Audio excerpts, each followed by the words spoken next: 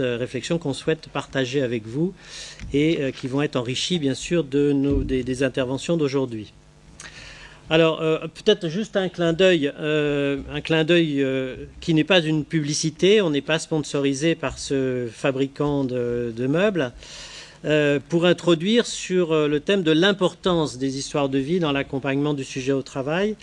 Un clin d'œil parce que j'ai été frappé au moment où on préparait, voilà, donc quelques mois avant, enfin dans les mois qui viennent, je reçois ce catalogue et puis je vois donc Histoire de votre vie, hein, qui est mis comme ça en exergue sur la couverture de ce catalogue qui a pour objectif de vous vendre des meubles, des fauteuils. Et alors qu'est-ce qu'on y voit? On y voit deux enfants, deux adolescents, plus ou moins qui sont en train de lire des BD bien installés confortablement dans des fauteuils. Voilà, bon.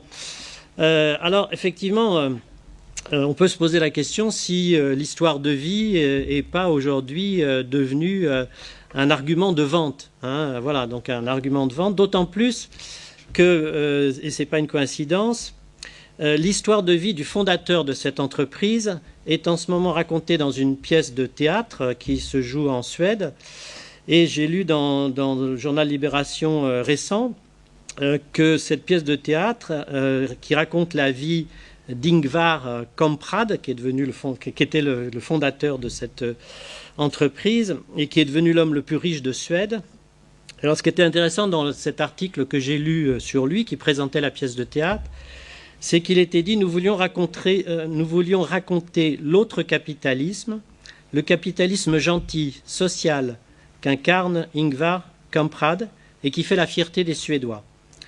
Qu'importe le fait, et là je vous cite le journaliste, qu'il ait dissimulé des millions dans des fondations et manifesté des sympathies nazies pendant la guerre. Là, je repasse à la citation de ceux qui ont monté cette pièce. C'est une légende, parti de rien, il incarne le rêve. Voilà, donc un exemple de storytelling, hein, c'est-à-dire de ces histoires que l'on raconte sur des grands personnages qui servent à créer des mythes autour de réussites, que ce soit des réussites individuelles ou d'entreprise. Alors, voilà, il est évident que je vais essayer d'exprimer à ma manière pourquoi nous, on s'intéresse aujourd'hui aux histoires de vie dans le domaine de l'accompagnement et on se situe dans un autre registre que celui, bien sûr, de l'argument de vente de marchandises. Donc peut-être on va retirer cette diapo qui était juste un clin d'œil, mais qui ne doit pas, je dirais, représenter tout mon exposé. Je n'ai pas d'autres diapos prévus.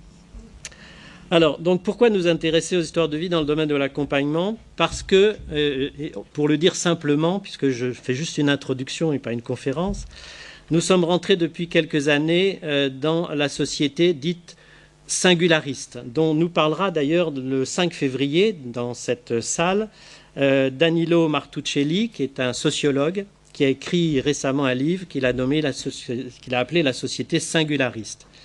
Il définit le singularisme comme une forme inédite de conscience sociétisée de soi. Donc nous sommes rentrés dans la société des individus, dans la société singulariste, dans une société où l'individu est mis au centre, où se met et est mis au centre, et dans une société où on peut dire, d'ailleurs en suivant Danilo Martuccelli, société où l'individu fonde plus son lien social sur ses expériences personnelles que sur des appartenances collectives. D'où, d'ailleurs, dans son livre, ce qu'il appelle l'importance de l'épreuve de soi, qu'on peut entendre aussi comme la preuve de soi. Voilà. Alors pourquoi en tant qu'accompagnant maintenant, et je vais prendre la parole en termes de personnel, c'est-à-dire de je, donc là je vais parler moi en tant qu'individu, avec peut-être, je ne vais pas vous raconter mon histoire, mais je tenais à marquer le fait que là je parlais en termes de je et puis en termes de nous. Donc pourquoi en tant qu'accompagnant, coach, professionnel de l'accompagnement que je suis, accompagnant des dirigeants, je m'intéresse à l'histoire de vie de mes coachés. Entre parenthèses, d'ailleurs, il faut dire, contrairement à la plupart de mes collègues qui considère que s'intéresser à l'histoire de vie d'un individu que l'on accompagne, c'est être du côté de la thérapie. Que pour eux, il y a d'un côté le personnel et d'un autre côté le professionnel, et que ces deux univers sont totalement séparés. Évidemment, vous pensez que, pour moi, il n'y a cette distinction artificielle entre personnel et professionnel n'existe pas. Et je considère que nous intervenons en tant qu'accompagnants au carrefour de ce que j'appelle le socio-affectif et le socio-organisationnel, dans un projet justement de reliance entre ces deux dimensions. Ma conception de l'individu se réfère à des pères fondateurs, même si ce ne sont pas des idoles, mais je dirais que ce n'est pas parti de rien. Et j'ai envie de citer juste Sartre et Freud, et évidemment avec eux par la suite tous les psychosociologues, les sociologues cliniciens, les ethnométhodologues, qui ont toujours donné une place centrale à l'individu social. Dans cette conception, le sujet existentiel est pensé dans un processus de construction identitaire qui se caractérise par la notion d'inachèvement. Et d'ailleurs, le sous-titre de la thèse d'un psychosociologue très connu qui s'appelle Georges Lapassade, qui était Essai sur l'inachèvement de l'homme. Dans cette conception, l'identité est pensée comme quelque chose de dynamique. L'identité est vue comme l'interaction entre des aspirations individuelles et des conditions sociales d'existence. L'identité est pensée comme en tension permanente entre d'une part l'identité héritée, c'est-à-dire tout ce qui nous vient de notre passé, et un sociologue clinicien, Vincent de Goljac, a écrit un beau livre là-dessus qui s'appelle « L'histoire en héritage ». Donc, et l'identité héritée, et d'autre part l'identité acquise, c'est-à-dire celle que l'on va construire au cours de notre vie professionnelle, enfin sociale et professionnelle, et ensuite l'identité espérée. Donc ces trois pôles, l'identité héritée, l'identité acquise et l'identité espérée, qui sont trois pôles en tension qui sont constitutifs de cette conception de l'identité. Enfin aussi, donc, l'identité dans cette conception est vécue dans une position, on pourrait dire, d'équilibre, toujours difficile, entre déterminisme et liberté. Et là, on a deux citations intéressantes. La première qui est tirée de Jean-Paul Sartre, qui, dans Question de méthode en 1960, écrivait « Pour nous, l'homme se caractérise avant tout par le dépassement d'une situation, par ce qu'il parvient à faire de ce que l'on a fait de lui. » Donc, dépassement d'une situation, parce qu'il parvient à faire de ce que l'on a fait de lui. Donc, c'est à la fois, vous voyez, reconnaître la part du déterminisme, puisque l'individu ne naît pas de rien. Il est, comme va reprendre par la suite Vincent de Goljac dans La névrose de classe en 87, il est le produit d'une histoire. Il écrit, je le cite, « L'individu est le produit d'une histoire dont il cherche à devenir le sujet ». Vous voyez donc cette tension entre déterminisme et liberté qui à la fois reconnaît la place du déterminisme, la place de tout ce qui nous a construit, et puis d'autre part, bien sûr aussi, qui laisse et qui donne une place importante à la liberté du sujet, même si, évidemment, cette liberté est relative en fonction des capacités que ce sujet a de se penser en situation. Identité vécue comme donc dynamique, identité en tension, identité entre déterminisme et liberté, mais aussi et peut-être surtout identité langagière. L'être humain, je pense, je ne vous apprends rien, c'est construit par le langage. C'est avec le langage qu'il a pu construire dans son cerveau des schèmes de pensée, des représentations de la réalité associées à des notions de peur, de permission, enfin, etc. Bon, là, je ne vais pas développer.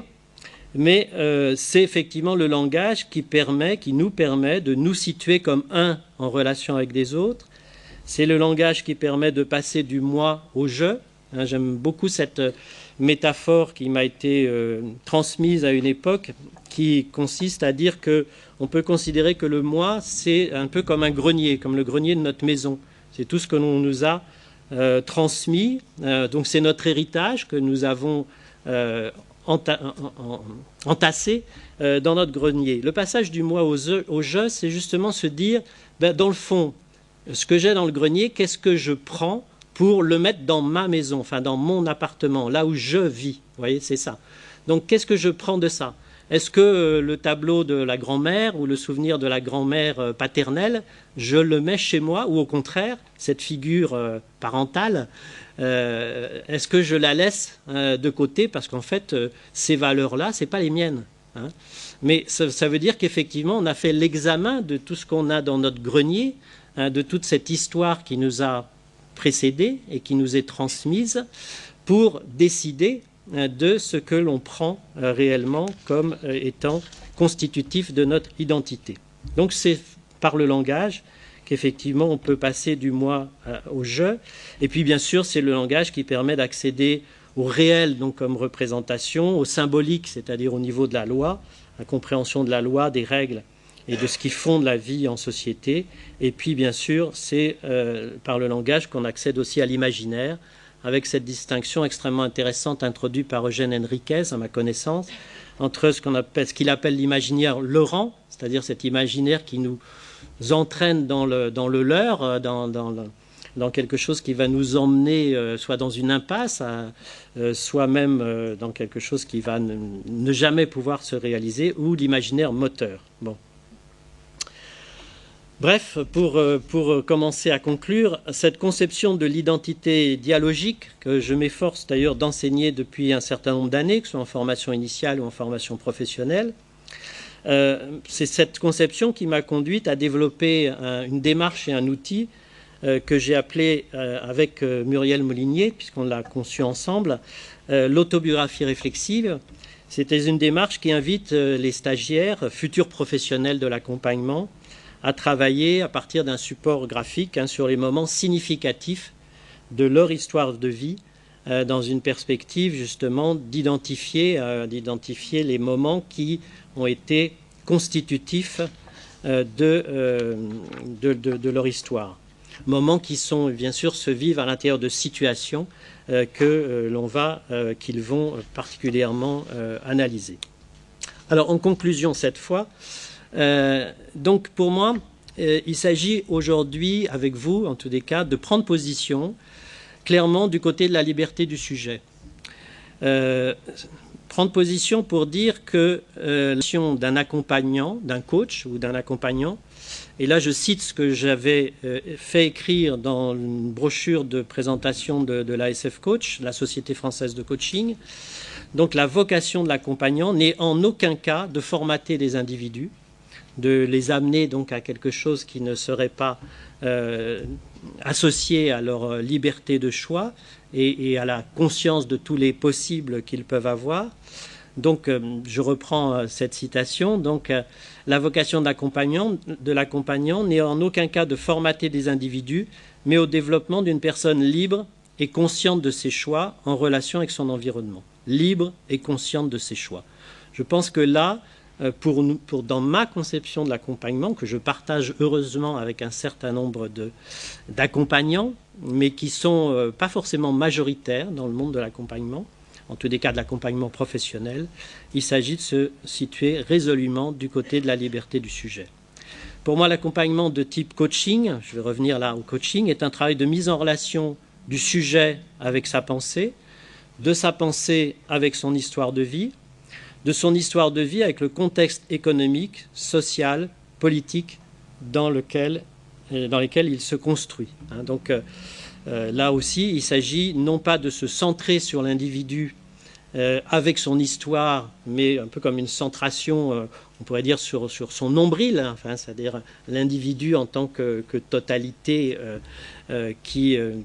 sur lequel on se centrerait d'ailleurs, par exemple, essentiellement, voire même exclusivement sur ce qu'il vit, ce qu'il pense, ce qu'il ressent, voilà, mais sur un individu dans le monde, un individu dans son contexte, que je dis social, économique et politique.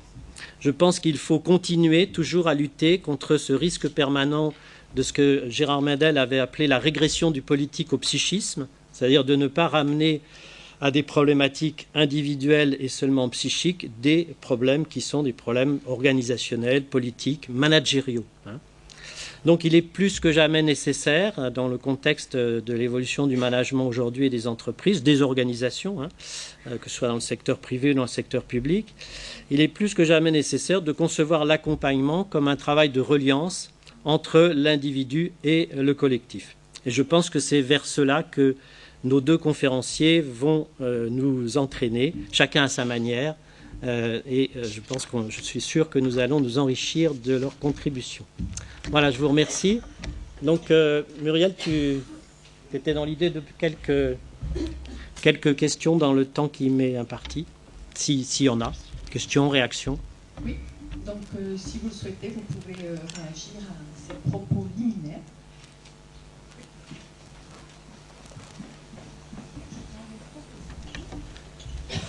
Bonjour, donc je suis Sylvie Hubert, coach professionnel.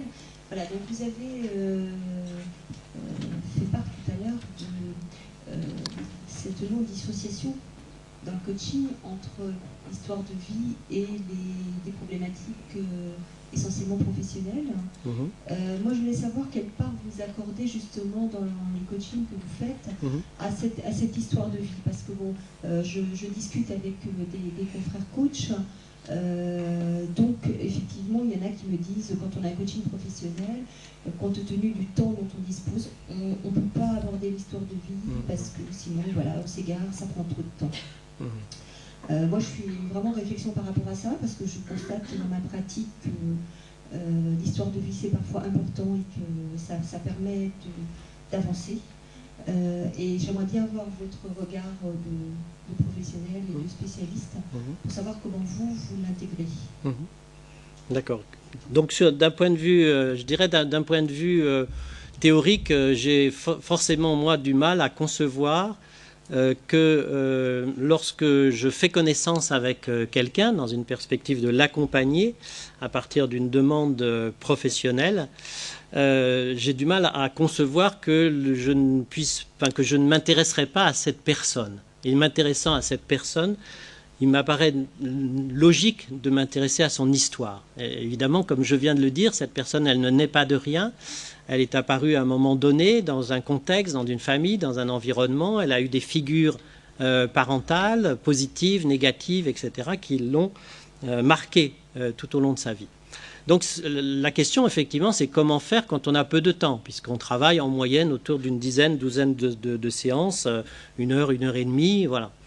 Donc c'est pour ça qu'on a été amené à concevoir, je dirais, une démarche et un outil, c'est-à-dire qu'un outil n'a de sens que s'il s'appuie sur une démarche, qui, à partir d'un support graphique, permettent à la personne justement d'identifier, de travailler en identifiant des moments de sa vie. Alors, je ne vais pas rentrer dans les consignes, mais il s'agit essentiellement de s'intéresser aux figures, ce qu'on appelle les figures parentales, qui ne sont pas forcément, comme vous le savez, les parents, donc aux personnes qui ont compté, que ce soit dans le domaine personnel, de la formation, de l'école, professionnelle, etc., en positif ou en négatif, et surtout d'être attentif au moment associé à la notion de crise, conflit, dérangement. Voilà. C'est un concept évidemment qui vient le concept de dérangement, qui vient de l'analyse institutionnelle, du courant sociologique de l'analyse institutionnelle, qui pour moi est un concept extrêmement puissant, opératoire. Et donc voilà, la consigne est déjà là, il y a un support. Bon. Ensuite, pour rentrer concrètement dans votre question, je ne vais jamais passer mes séances entières. Il ne s'agit pas de raconter sa vie, donc vous l'avez bien compris. Il s'agit d'identifier des personnes et des moments. Bon, ça, c'est déjà le premier point. Deuxièmement, je ne vais jamais passer toute la séance à travailler là-dessus. C'est-à-dire qu'effectivement, cette proposition que je fais, proposition qui s'associe à d'autres dispositifs d'accompagnement, tels que le journal, voilà, bon, enfin bref, ça, je ne vais pas rentrer dans ma méthode. Mais donc, cette proposition que je fais, je la fais en début d'accompagnement. Et alors, évidemment, la personne prend ou prend pas. Si elle ne fait pas, voilà, bon, je ne vais pas obliger la personne à raconter ou à travailler sur ça. Bon, mais c'est une proposition que je fais et la plupart du temps, elle est comprise. et elle est faite. Et donc je vais toujours, je ne vais jamais consacrer plus, en gros, la moitié d'une séance. Et là, on se situe dans les 3-4 premières séances, vous voyez, à travailler sur cette histoire. Hein. Ce qui m'apparaît à chaque fois, c'est qu'il va... donc je suis dans une perspective non pas analytique, mais je dirais d'écoute active, hein, par du questionnement, dans une perspective d'aider la personne à décrire, hein, et non pas analyser, théoriser, etc. Ce qui m'apparaît, c'est que se repèrent très très vite des moments significatifs qui sont en relation avec la problématique travaillée par le coaché. Voilà. Voilà. Et qu'il va y avoir des associations entre ce qu'il vit ici et maintenant par rapport à sa problématique et ce qu'il a vécu antérieurement. Et que le travail se fera, je dirais, à ce niveau-là, hein, puisqu'on ne travaille pas sur l'inconscient, on ne travaille pas dans un dispositif de relaxation, enfin, etc. C'est très simple, on est en face à face, il y a un tableau papier, etc. Voilà, donc ça opérera au fur et à mesure du travail par la suite, quoi. C'est-à-dire qu'il y a une richesse de l'information qui va arriver et qui va servir par la suite. D'autres réactions en quelques minutes? Donc s'il n'y a pas d'autres réactions, on va donc remercier Dominique Jaillon et donner la parole à Christine Delory-Montberger. Donc je vais demander à Christine de bien vouloir s'installer derrière la table qu'on a préparée. Ce qu'il y a, c'est que son micro, c'est quoi du coup? Ah d'accord. Alors, pas du tout. Cette petite transition pour vous donner quelques éléments complémentaires sur l'organisation de la journée, enfin sur la manière dont on a souhaité organiser cet échange. Donc Christine Delory va s'exprimer pendant 45 minutes. Il y aura ensuite un débat avec vous pendant 15 à 20 minutes. On fera une petite pause ensuite. Christine Delory a apporté quelques ouvrages qui sont donc en vente ici sur la table à côté de vous. Suite à cette pause, Philippe Missotte donc s'exprimera de nouveau pendant 45 minutes. 15 minutes de discussion. Ouais. Et ensuite, Charlotte Duda, qui est vice-présidente de notre association, sera chargée donc d'un exercice à chaud, qui est un exercice de synthèse de l'ensemble des conférences de la journée. Ensuite, vous serez conviés donc à un cocktail qui aura lieu dans le hall de l'entrée. Voilà. Alors, Christine Delory est quelqu'un que vous connaissez peut-être si vous vous êtes intéressé à la question des histoires de vie dans le champ de l'éducation et de la formation des adultes. Donc, elle a consacré une grosse partie, elle consacre encore une grande partie de son travail de chercheur et d'enseignante à Paris 13, Vitaneuse, à la question des histoires de vie en formation. Elle est présidente depuis 2007 de la CIVIF, l'Association internationale des histoires de vie en formation, association qui s'intitule maintenant, en plus de la déclinaison du sigle que je viens de faire, et Recherche biographique en éducation. Elle est donc auteure de plusieurs ouvrages. Je dirais que l'un des ouvrages qui a fait apparaître, enfin je dirais, l'ouvrage que j'ai envie de citer, parce que je ne peux pas les citer tous, c'est celui qui est intitulé donc Histoire de vie de l'invention de soi au projet de formation, et qui est paru donc chez Anthropos dans les années 2000. Il y en a d'autres. Ah, donc ça c'est une réédition que je ne connaissais pas. Donc deuxième édition chez Anthropos. Et il est disponible, me dit Charlotte Duda. Voilà, donc il nous a paru intéressant et important d'inviter Christine Delory à s'exprimer cet après-midi et donc on lui a confié proposé d'intervenir sur Histoire de vie et accompagnement. Et elle va évidemment interpréter cette proposition à sa manière. Merci à elle donc d'être parmi nous cet après-midi. Donc je lui laisse la parole pour 45 minutes. Et donc le micro. Voilà. Alors ça va marcher comme ça? Non? Enfin, c'est prêt. En m'attendant, peut-être que si je le prends, c'est plus facile, finalement. Comme ça, c'est peut-être plus facile quand même. Voilà, écoutez, je suis ravie d'être ici, puis très honorée, et je dis pas ça comme ça, pour faire bien, c'est très sincère, surtout que je suis très émue par, voilà aussi, par ce projet que vous avez d'avoir fondé une association il y a 1 an, donc avec un certain nombre de projets, de perspectives et déjà des réalisations.